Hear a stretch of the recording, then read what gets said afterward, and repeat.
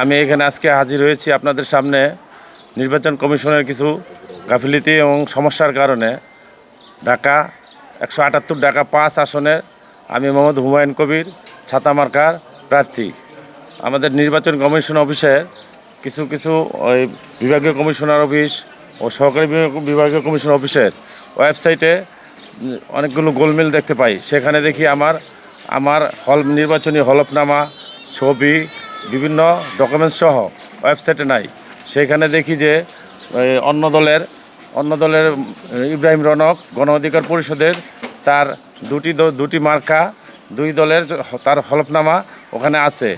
তো আমি আমার দলের নেতাকর্মী ও মিডিয়াতে জানতে পাই, পরে আমি তাদের সাথে যোগাযোগ করি, 3-4 জন ব্যক্তির সাথে ফোন দেই, আমার প্রতিনিধি পাঠাই, কিন্তু তারা কেউ সাড়া দেয়নি। 2জন ব্যক্তি সাড়া দিয়েছে, বলছে এটা পরে সংশোধন করে দেব।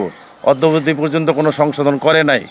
এখন তারা আমাদের বিভিন্ন আচরণবিধি, বিভিন্ন দোষ ত্রুটি ধরে, কিন্তু তারা এত বড় একটা প্রতিষ্ঠান, কিন্তু এখনও পর্যন্ত আর একদিন পরে নির্বাচন, কিন্তু আমার এই ঝামেলাটা কোনো সুরাহা করে নাই। এটা দেশবাসী এবং সকলের প্রতি আমার অভিযোগ রহিল। এখন তাদের কাছে আমি আজকে সকালে গিয়ে দেখি যে এটা সঠিক করে নাই, বলছে ঠিক করব।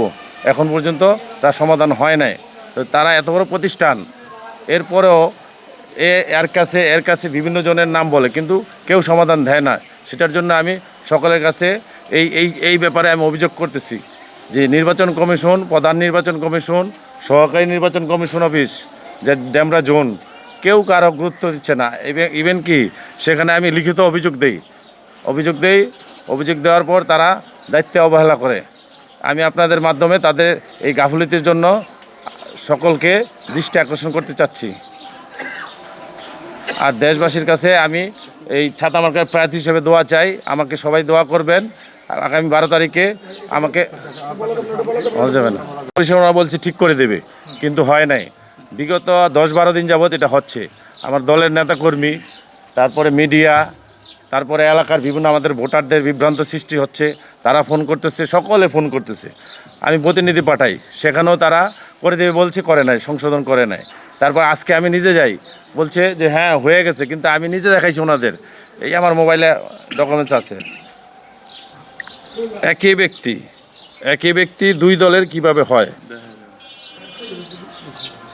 একই ব্যক্তি দুই দলের, এই যে আপনারা দেখেন, প্রার্থী প্লাস ট্রাক মার্কার, মূলত উনি ট্রাক মার্কার প্রার্থী। ওনার হলফনামা দুই প্রতীকে সব ঠিক আছে, কিন্তু আমার কোনো ছবি, কোনো হলফনামা, কোনো কিছুই ঠিক নাই। তারপরে বলার পরে এই যে এটা আজকে ওই যে মার্কা আসছে বলার পরে, কিন্তু এই যে এগুলাতে দেখেন